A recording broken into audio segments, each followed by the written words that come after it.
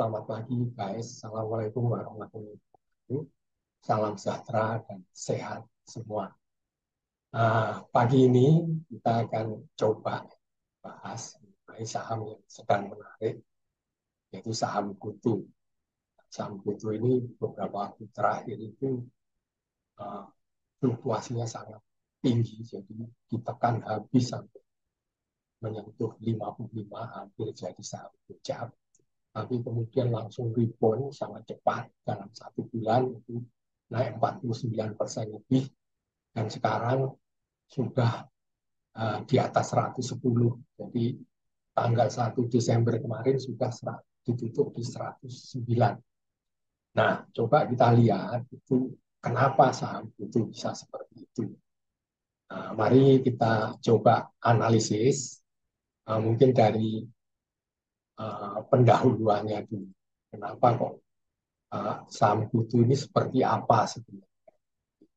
Kalau kita lihat di sini kita lihat kinerja saham kutu itu, jadi harga tertinggi dari mulai listing itu 404 itu dicapai pada tanggal 15 Juni 2022. Kemudian harga terendahnya itu 55, itu terjadi tanggal 27 dan 30 Oktober 2023. Jadi ini harga penutupan yang disebut harga terendah. Kemudian harga saat ini tanggal 1 Desember ya, kalau hari ini sudah naik lagi seperti itu, uh, di harga 109. Nah, ini dalam 1 bulan, jadi dari tanggal 30 Oktober sampai 1 Desember, 32 hari lah, itu sudah naik hampir 50%. Kemudian coba kita lihat secara fundamental, kenapa kok saham GoTo ini turun. Nah ini karena saham GoTo ini masih mencatatkan rugi. Kalau nggak salah, walaupun ruginya berkurang dari 14 triliunan menjadi 9 triliunan, tapi tetap masih rugi. Namun demikian, pada kuartal ketiga, jadi di laporan sampai bulan September, itu rugi EBITDA yang disesuaikan dari GoTo ini dapat diturunkan lebih dari 30%. Jadi yang semula itu di atas 10 triliun itu menjadi 7 sekian triliun. Jadi, ini yang secara fundamental membuat saham GoTo itu turun tapi terus. Nah, ini ada faktor fundamental lain yang membuat saham GoTo ini turun. Nah, mungkin ini yang menyebabkan harga saham GoTo turun sangat uh, rendah ya.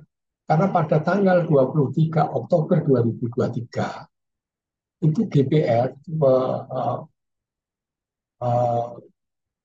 dari pihak GoTo itu membagi saham kepada karyawan dan konsultan. Itu per saham harganya hanya Rp2 sampai Rp67. Nah, dengan ini berita ini, saham GoTo langsung meluncur jatuh ke hampir menyentuh gocap, jadi hampir jadi saham gocap. Ini uh, saya rasa merupakan sentimen atau fundamental yang benar-benar mempengaruhi pasar saat. Kemudian juga ada sentimen-sentimen yang menyebabkan uh, saham GoTo ini uh, akhirnya terangkat lah. Yang pertama itu mengenai berkurangan kerugian pada kuartal ketiga, laporan keuangan kuartal ketiga 2023. Walaupun ini hanya berkurang ruginya, secara fundamental tentu masih jelek perusahaan. Tapi sentimen bahwa ruginya berkurang itu menyebabkan harga saham itu terang. Kemudian juga ada rencana reverse stock. Mungkin dinilai saham GoTo ini sudah terlalu rendah harganya. Reverse stock ini penggabungan, jadi ini eh, kebalikan dari stock split, reverse stock split. Jadi di sini eh, beberapa saham digabung menjadi satu. Kalau stock split kan satu saham dipecah menjadi beberapa saham. Ini kebalikan. Kemudian juga ada rencana kerjasama dengan TikTok. Nah, ini sepertinya katalis yang paling paling berpengaruh terhadap saham GoTo saat ini. Kerjasama dengan TikTok. Kita tahu sendiri influence atau pengaruh TikTok di dunia maya itu sangat besar. Dan kalau GoTo bisa bekerja sama dengan TikTok dan TikTok Shop itu ada di GoTo nanti, nah itu tentu merupakan uh, katalis kinerja perusahaan maupun kinerja saham GoTo yang sangat besar. Nah ini sudah terbukti bahwa saham GoTo dalam 1 bulan itu naik. Kalau kita hitung hari ini itu sudah lebih dari 20%. Rekan-rekan semua, jadi ini tadi gambaran dari saham GoTo selama ini ya sampai saat ini. Kira-kira kita ingin melihat nih atau memprediksi kira-kira kemana sih arah pergerakan harga saham GoTo ini akan dibawa. Nah ini kita nanti akan melakukan analisis secara teknikal. Jadi kira-kira ada resisten dan support di mana, terus kemudian itu nanti akan sampai di mana kenaikan sahamnya, dan kalau turun sampai di mana itu akan kita coba lihat secara teknikal.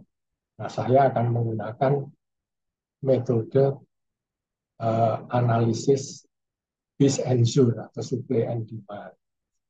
Nah, ini adalah cara analisis teknikal yang tidak memerlukan indikator-indikator teknikal.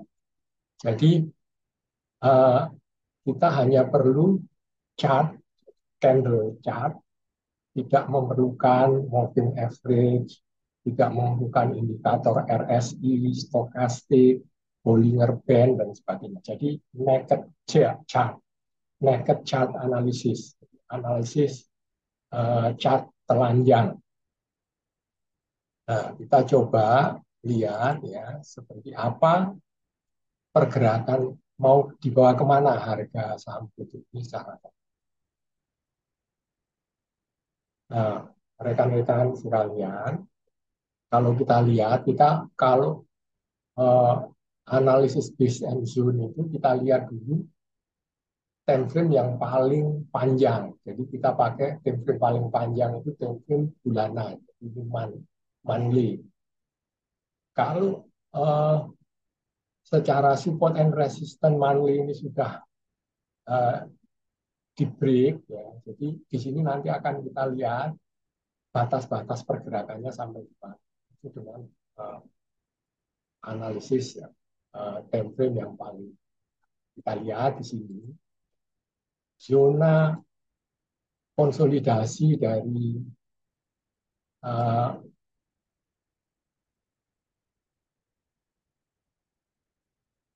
dari time frame bulanan itu ada di sini.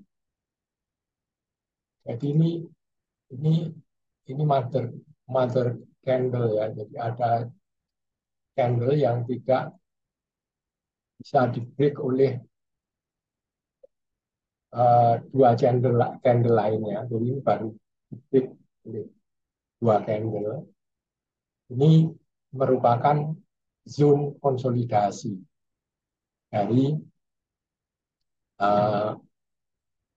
time frame bulanan.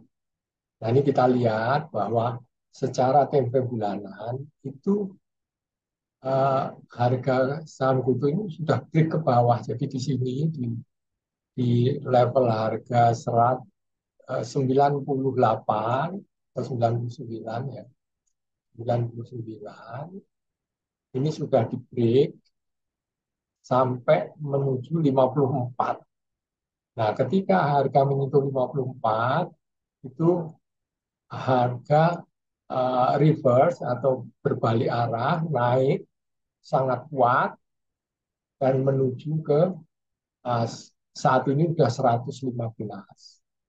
Nah, rekan-rekan sekalian, di time frame bulanan ini ada resisten di sini. Jadi resisten untuk analisis base and zone ini, resisten itu bukan garis, tapi eh, semacam zona. Jadi kalau di sini resistennya itu ada di eh,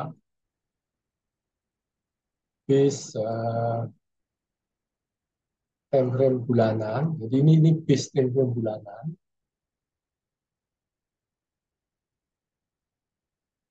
Jadi eh, harga saham GoTo ini harus bisa menembus ini dulu. Jadi di 118 ini time frame bulanan.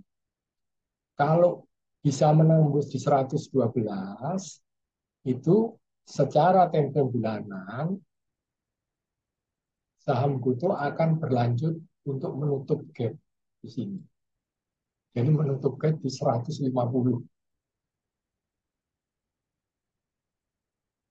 Nah, ini gerakan ke atasnya seperti ini. Tentu saja ini memerlukan sentimen positif ya. Jadi mungkin sentimen positif yang bisa diharapkan sekarang itu adalah kerjasama dengan TikTok Shop itu berlanjut. Kemudian juga secara makroekonomi suku bunga itu tidak tidak terus menerus tinggi, jadi ada penurunan suku bunga di akhir tahun ini atau awal tahun depan itu merupakan katalis yang juga sangat kuat untuk kenaikan harga saham. Nah, tapi yang jelas itu yang harus dilewati itu pertama adalah di sini di 118.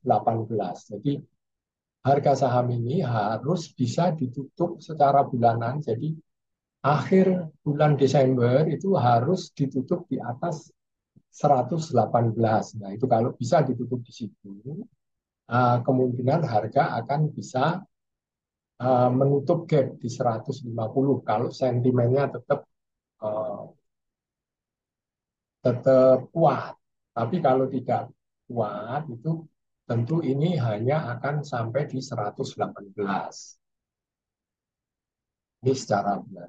Kita lihat gerakan secara detailnya, kira-kira lebih detail itu kita coba di time frame mingguan. Nah, kalau kita lihat secara mingguan, ini ada beberapa zona konsolidasi uh, yang menjadi resisten.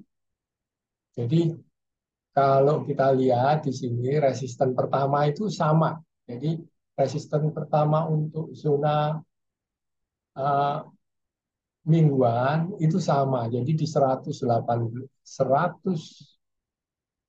uh, kita lihat di sini ini di 111.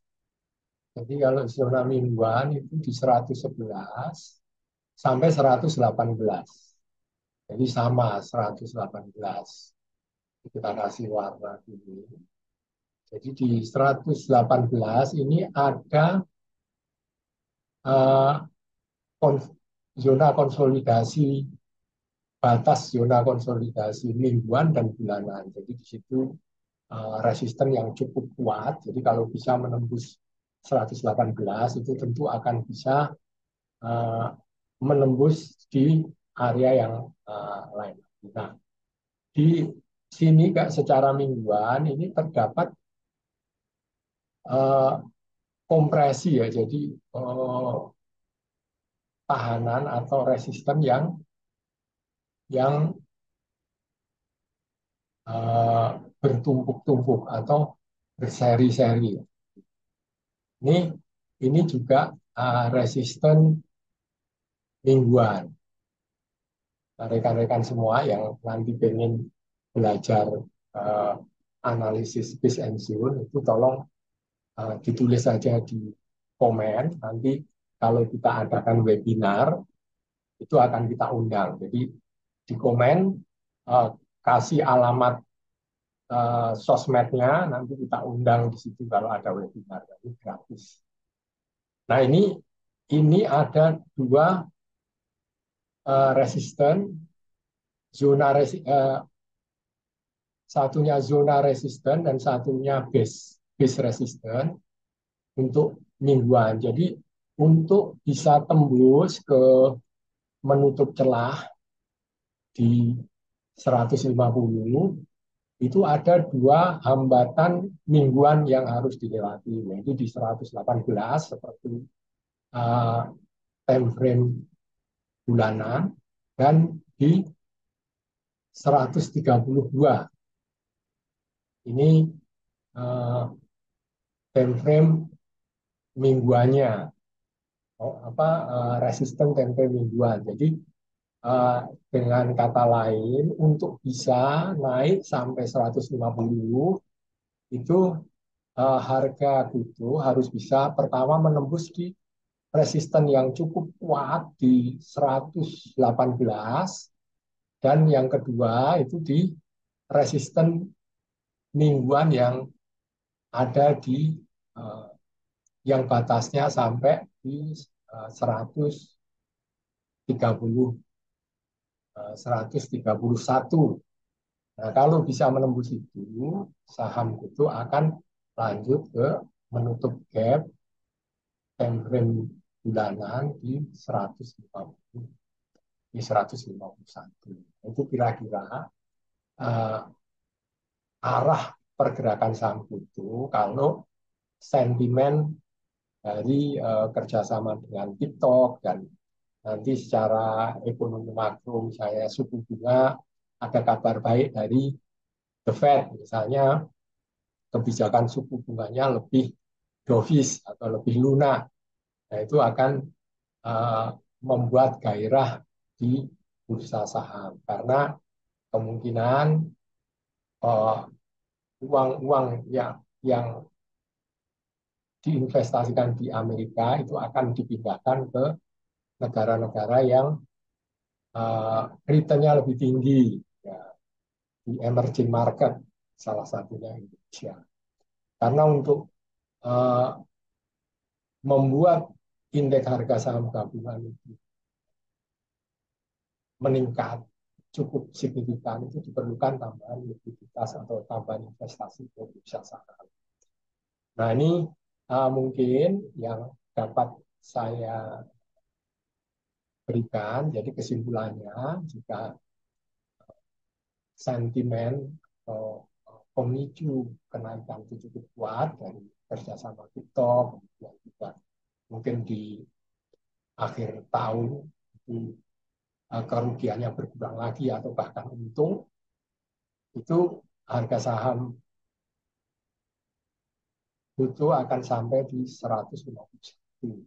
Dan kalau memang bisa untung, semua mendukung dan ternyata tahun 2024 untung itu maka saham itu akan bisa sampai ke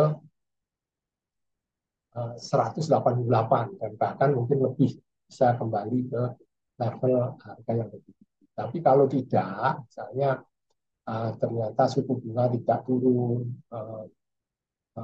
kerjasama dengan TikTok tidak ada realisasinya, ini kemungkinan harga saham butuh hanya akan sampai di 118 karena di situ resistennya cukup kuat atau kalaupun uh, berlanjut itu kemungkinan hanya akan sampai menutup celah cat di 151. Nah itu mungkin analisis dari saya dan mohon diingat bahwa ini bukan rekomendasi untuk jual dan beli tapi hanya sebagai referensi dan pengetahuan untuk uh, mempelajari investasi saham. Rekan-rekan sekalian, tentu di pasar saham ada resiko dan sekarang harus dilihat resiko pasarnya yang sekarang ini harus kita cermati betul, betul itu adalah masalah wabah pneumonia ya, yang dari Cina. Nah, itu kalau itu nanti ya, menunjukkan eskalasi yang cukup serius, itu tentu resiko di pasar saham akan sangat besar.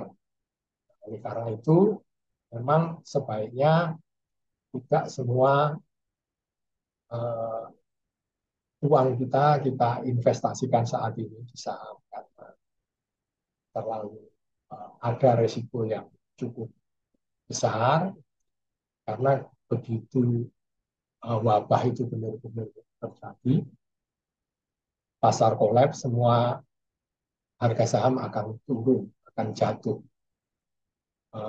Kalau semua investasi kita sudah masuk ke sana, nilai nilai harta kita akan sangat. Tapi kalau kita masih punya cash, kita akan punya justru memiliki peluang yang sangat besar karena dengan kejatuhan pasar itu merupakan peluang yang sangat besar untuk mengakumulasi saham guna mendapatkan return yang luar biasa. Ini mungkin rekan-rekan sekalian dari saya. Terima kasih atas perhatiannya. Wassalamualaikum warahmatullahi wabarakatuh. Salam sehat.